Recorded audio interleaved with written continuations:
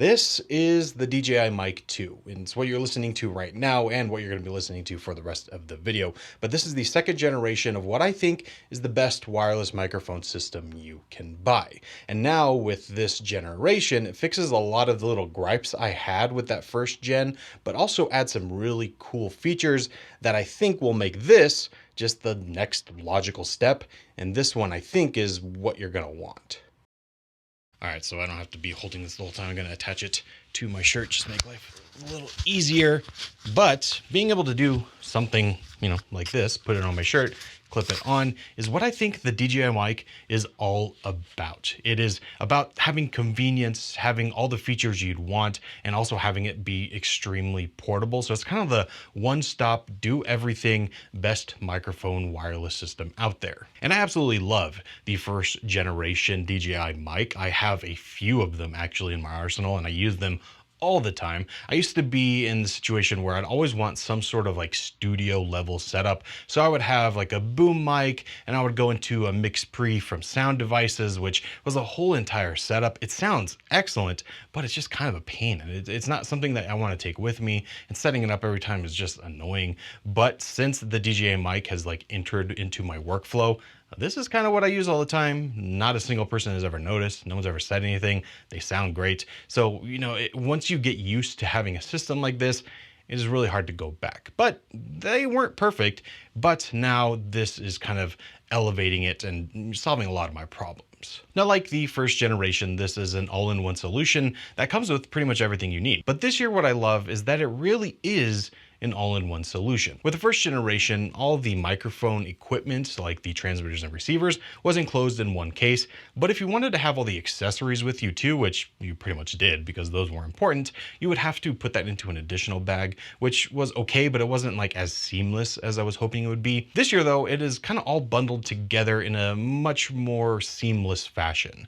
So you get this case that comes with a bunch of organizational pouches that you can keep things like your dead cats, your cables, your lav microphone, all of those miscellaneous items that you need to have with you are now here. And then what also goes in this case right next to that is the mic system itself. Immediately when I took it out of the box, I noticed how beefy this felt. It felt much more high end than the first generation, much better built, and I like that a lot. But the premise here is the same. So this case has a battery built in, and this is how you'll charge all of the microphones. And when you open it up, you'll see two transmitters. So these are your microphones that will wirelessly transmit audio. And then you have a receiver, which is what goes on your camera, on your phone, whatever you're using to record. All of this inside also got a bit of a design refresh. The new transmitters have this cool transparent look to them, which I think looks pretty cool. It doesn't really affect the functionality or anything. It's just a nice upgrade to the look. And this transmitter does a lot. So not only does it transmit, so it can transmit wireless audio, but it also has internal storage, has a microphone built in. You can plug in a lav with 3.5 millimeter, and you can mount it in a bunch of different ways, like I have here with a magnet. There's also a clip built in. So, really anything that you can think of, this kind of has a solution for it. But none of that is really all that new. The last generation did all that too. This just has a slightly upgraded design. For instance, I really like the way the new dead cat attaches. It goes into the 3.5 millimeter jack now instead of kind of screwing on like the old one. It's just a little easier and nicer to use. And now if you plug in a lav through that 3.5, there's a cable route underneath the clip so that it actually locks in place and you won't be able to pull it out accidentally. Nice little safety feature there. On the receiver side, this also has a complete redesign. So now it's a touchscreen and there's a scroll wheel / button, and it just makes navigation a little bit easier so you can get around. But you can control everything here. You can start and stop recordings on the transmitters. You can adjust the gain. You can adjust the playback volume for your headphones.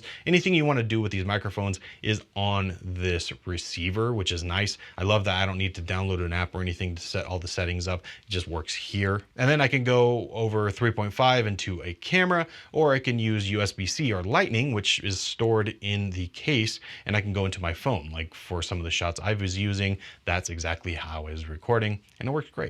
But for me, what's more important is sound quality. And I think the biggest thing here is that this now supports 32-bit float. So you now have a little bit more of a professional way to record audio. And basically what that 32-bit float is doing is giving you a lot more data in that recording, so you don't end up peaking or having distorted audio. So normally I would need to make sure that my audio levels, so how loud this is recording, I would have to make sure that that is set correctly. And if I went too loud, well, that would be an issue and I wouldn't be able to fix it in post. I would have to re-record it, or I would just have that audio lost. But with that 32-bit float, there's just more data there. So theoretically, I'm not going to ever peak. I could always fix it in post processing. I can always bring that down because the data is there. Even though it might sound like it's peaking, the data is still there. It's kind of like, think of it like a raw photo. All that data is there and you can adjust it later. It's kind of a similar idea, not exactly, but you get what I'm saying.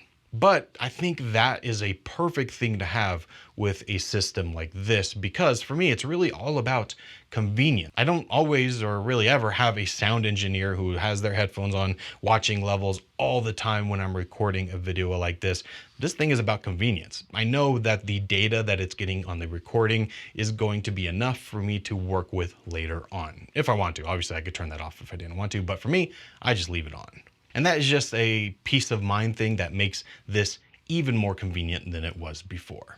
But you can hear what the audio quality sounds like here, and I think it sounds great. Obviously, you can do some post-processing to it to make it sound even better or sound the way you need it to, but it's a nice base level that you can really do a lot to and work with.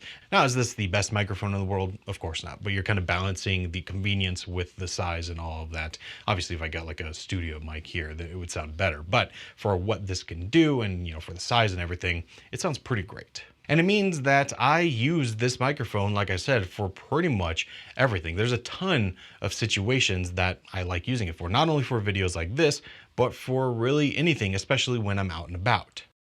One of my favorite ways to use a system like this is for like a trade show environment, like CES. And we use this the entire week here at CES. I mean, this thing has come in handy for multiple videos, social media shoots. This is all we're using for both wireless audio and recording right on it. And there's a few key features with the DJI Mic 2 that make it, I think, kind of the best option, at least right now. So this was our only mic system for the entire week, and we used it really in all the ways that you could. So we used the actual microphone itself, just like how I'm using it now. We plugged a lav mic into it to run, through your shirt, just to get a little bit of a cleaner setup.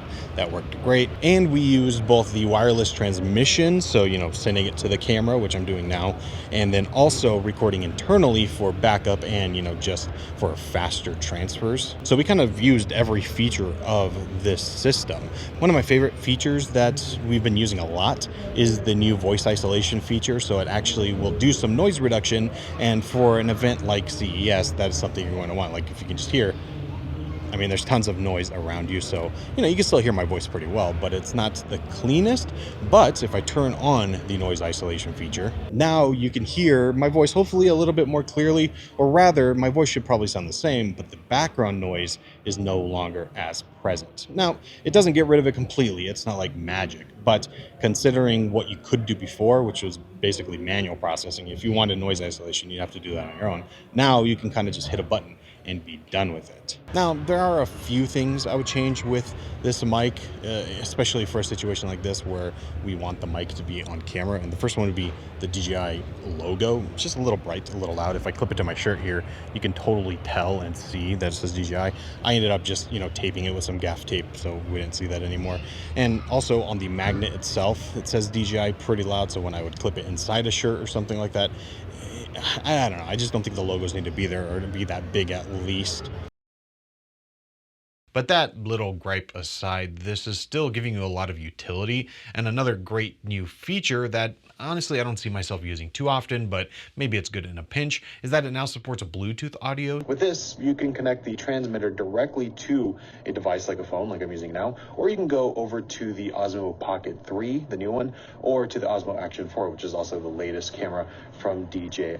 You can hear what the audio sounds like right now. It kind of sounds like a phone call. I don't think it's ever something I'm going to use, but I actually would love to hear if this is a feature you would use. It's come to a few different microphones, so I'd love to know if this is something you would use, and if you did, like what the situation is for. But hey, at least the option is here. One of the main reasons I like using this to record is because I could just record on it. I don't have to transmit it if I don't want to. If I need to just record something very quickly, this has 14 hours of recording capacity on it, and I have 2 of those. So I have a ton of space, so I really don't ever have to think about it. I don't really delete anything unless it becomes full, which that takes a long time for it to happen. And I pretty much always hit that record button when I'm using this, even if I'm wirelessly transmitting to a camera, because it's just nice to have a safety track if the signal ever gets interrupted, which has happened. This does have an 820-foot distance that it should theoretically work, but obviously there's a lot that will interfere with that depending on the situation. Point is, you have the option of, having that wireless signal, but also being able to record here and have both tracks just for safety. And it's just really nice. Now, after getting back from CES, I did not charge the battery on this once, and I still haven't, and it still has 1 bar of battery left, and these are fully charged. So the battery life is excellent. It's rated for 18 hours, and each one of the transmitters is rated for 6 hours. So 6 hours here, and then I can plug them back into the case, which has a battery built in to recharge them. I can do that for up to 18 hours. And this also goes for the receiver on the camera side. So you can pretty much set this up at the beginning of the day and not ever turn it off and go for 6 hours, and it's still going to be working, which is great. So after using this, I absolutely love it. This is probably the one I'm going to be recommending, although I do have some other microphones with videos coming on those soon, so stay tuned for that. But I really like this thing, and it works well. But if you have the first generation DJI mic, do you need to get the second one? Probably not. The first mic is just so good that if it's working for you, you're happy with the workflow, you didn't have any of those gripes, well, then just keep it and keep going. But if you want some of those features like the 32-bit float, I do think the upgrade is worth it. This does give you a lot. And if you're in the market for a system like this as your first system, this is kind of a no-brainer if you want to pick this up. I'll leave links down below in the description. It's available now. But this style of microphone has really blown up in the last few years, and each company is making their own version, and with each iteration it gets better and better. And well, DJI now has this, and I think they hit it out of the park.